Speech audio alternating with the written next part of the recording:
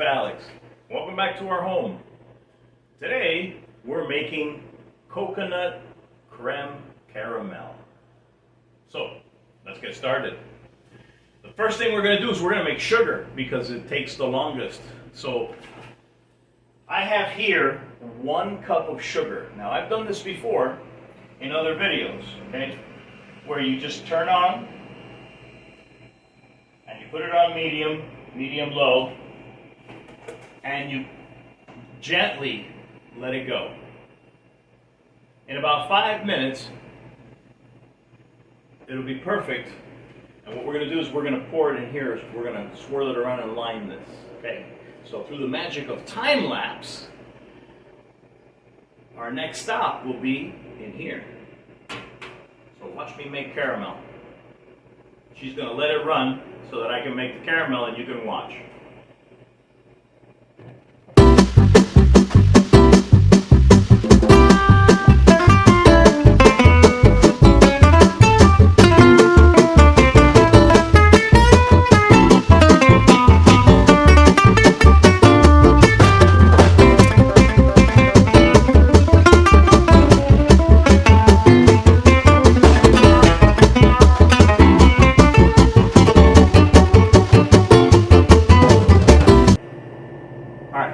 So through the magic of fast forward, we have made a glaze for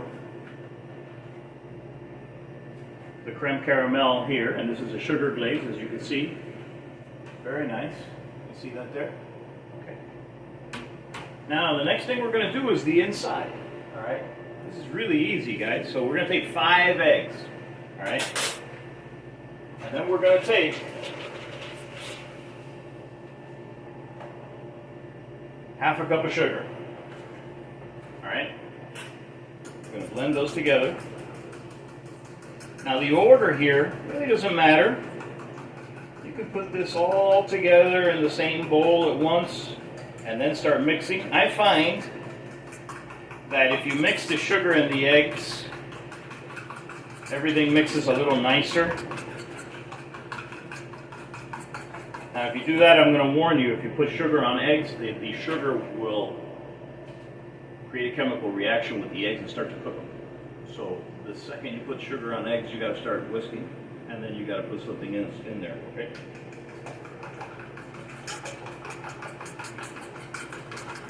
So yeah, weird but true. So the next thing we're going to do is we're going to add here 1 can of evaporated milk. All right.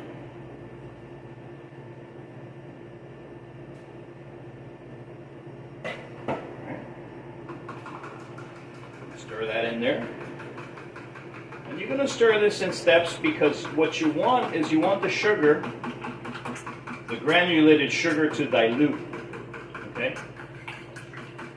Now I don't like opposing flavors in my desserts. What does that mean? It means I don't like adding vanilla where I'm adding lemon. I don't like adding vanilla where I'm adding strawberry. Or I don't want competing flavors. If I have a strawberry dessert, I want strawberry. You understand? I'm going to go with a coulis as opposed to a cooked version that has vanilla in it.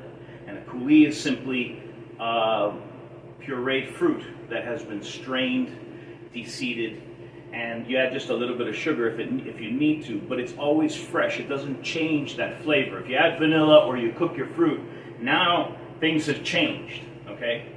So that's something to think about. In the meantime, as we're talking, the sugar is diluting, okay? So by now it should be okay, but we're still going to go slow. So to that we're going to add 1 cup of heavy cream, okay? All right. I'm going to keep stirring with the fork, but I don't want to, I'm going to stay underneath. I don't want to really make bubbles here, okay? So it's nice and stirred. All right. Our last ingredient, which I want to talk to you a little bit about, is this. This is for when you're making drinks, this is the gold standard right here. This is the best there is. Now, this, what do I think of this? This is love in a can right here. You don't get any better. You could literally open this and spoon it and just say, this is pure joy. So, I'm telling you, go with this stuff, okay? Now, I'm going to show you the other.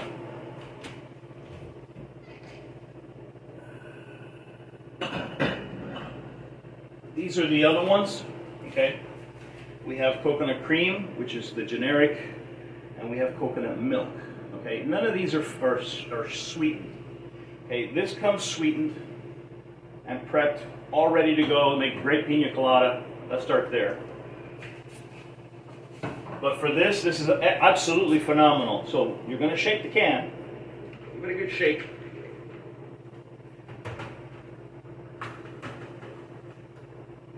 And this can is 14 ounces, okay?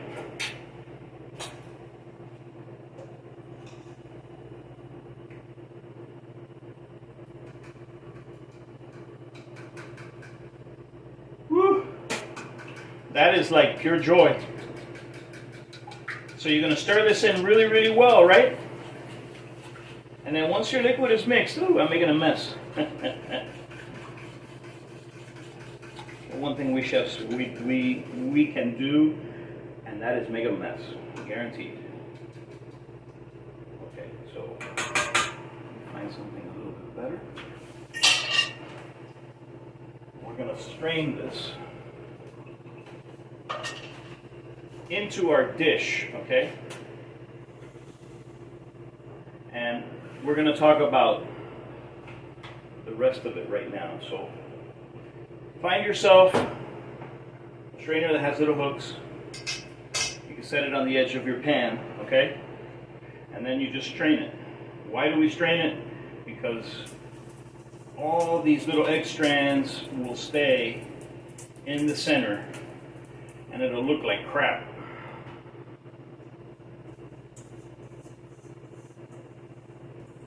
Alright, so we got it all in there.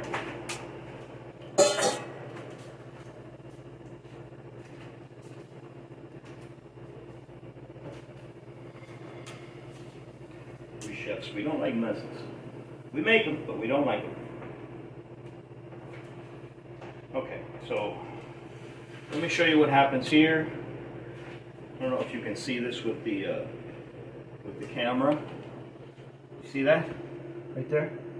Can you see it? All that is the junk from the egg. Okay, that you don't want that in your dessert. All right, you want a nice, clean, perfect dessert. All right.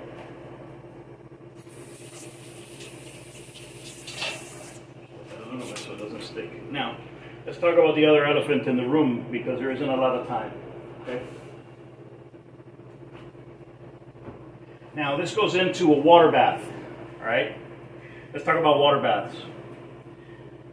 If I were to put hot water here, okay, the hot water that's touching here will create bubbles and overcook the section that's attached to the side. Okay. So by putting hot water here at 200 degrees, your eggs will be well done at 170 degrees, okay? Anything higher than that, you're going to have scrambled eggs. So if I'm putting water at 212 degrees here that's been boiling, that means that the stuff that's touching here, because I'm not stirring this, okay, it stays there permanently. So what happens is this section's here, all the way around will overcook, and your center will be undercooked. You understand? This is why I don't put hot water in here, okay? That is a debate I'm going to have with a lot of people for saying this, but hot water, all right? So now, what I'm going to do is I'm going to cover this.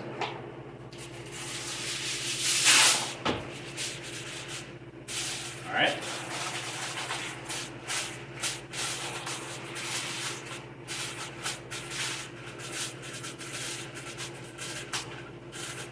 And now I'm going to put it in the oven, and then I'm going to add the water.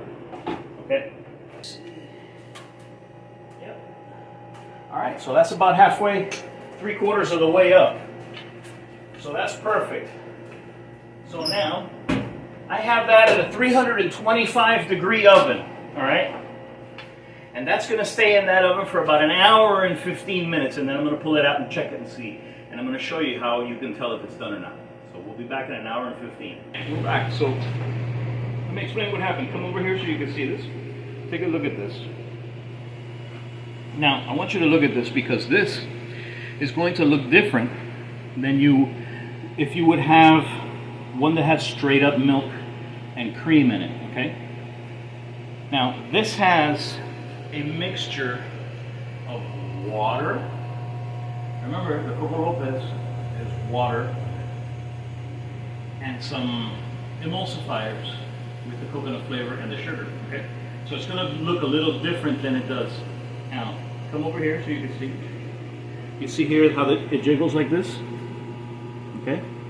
How it holds its shape like that? That's completely done. Now what we want to do is we're going to let it sit and cool down completely on the counter. Once it cools down on the counter completely, we're going to put it in the fridge and let it cool down overnight. We'll come back tomorrow and we'll flip it and see what this bad boy looks like. Alright, we're back and the creme caramel has cooled completely through. Alright? Now, once it's on the counter and it cools down on the counter completely, it takes about 3 hours in the fridge. Okay? It's not a big deal. It goes relatively. You can do it all in the same day. So now I let it go 4 hours, and that's really, really cold. Okay? So it all depends on your fridge too. Now, the first thing we're going to do here to set up how we're going to do this is we have to flip it. Okay? So let me grab a regular old table knife. We're going to take this plastic cover off.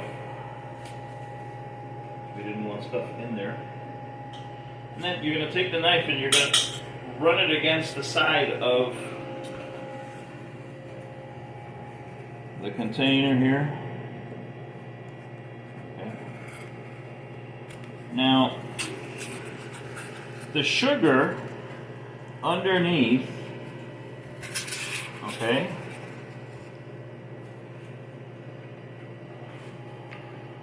oh my God. One of the perks about being the chef. Okay, you see how that doesn't move there like that? I'm going to show you a little trick now.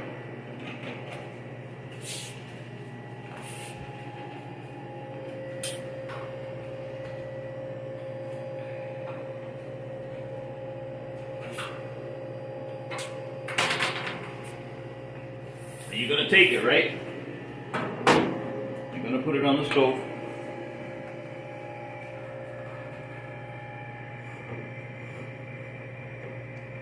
What's that going to do? Well, the sugar underneath is candy.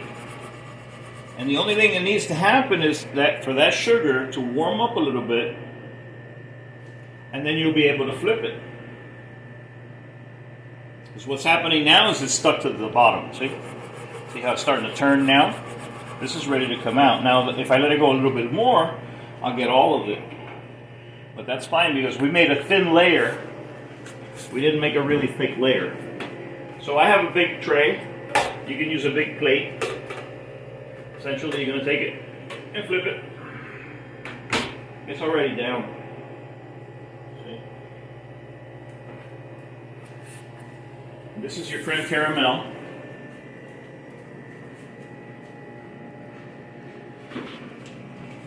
Let me grab a little paper plate because I'm retired. I don't feel like doing dishes.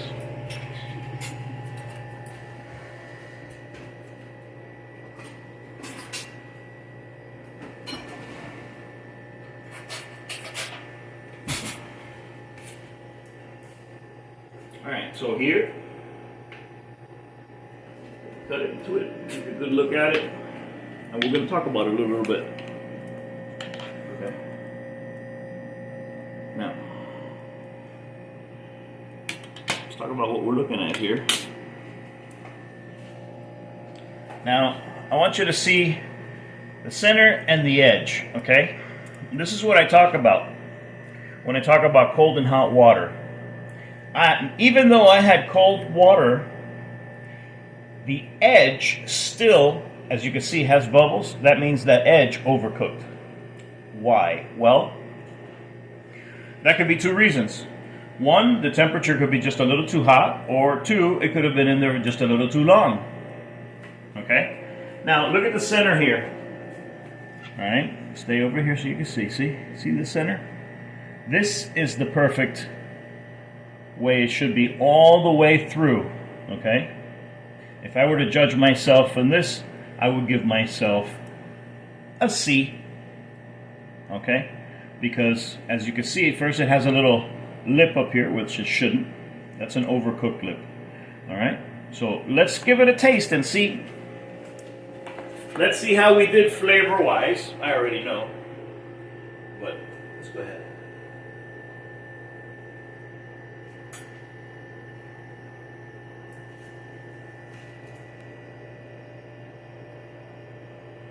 You know, I love what I do.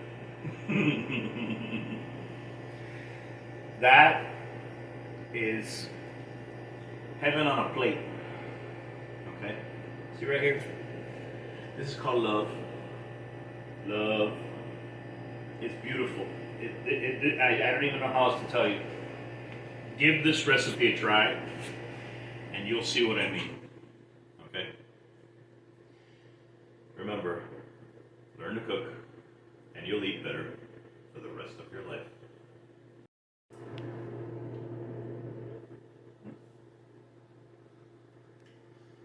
By the way, I've made millions of these things. We're going to make more. I've made them plain, what they call just a basic creme caramel. I've made them with white chocolate, dark chocolate. I made them with all kinds of fruit in them. I can tell you what happens to them with whatever ingredient we put into them. If you put white chocolate, the white chocolate, since it's all fat, it separates. And when you make the custard, it makes a disc at the bottom, and you flip it, and you end up with a disc at the top, and the disc ends up being all fat. So I don't recommend white chocolate. There's so many ways of making this. You could make it in the oven in a bain-marie. You could make it in a pressure cooker. I mean, see you.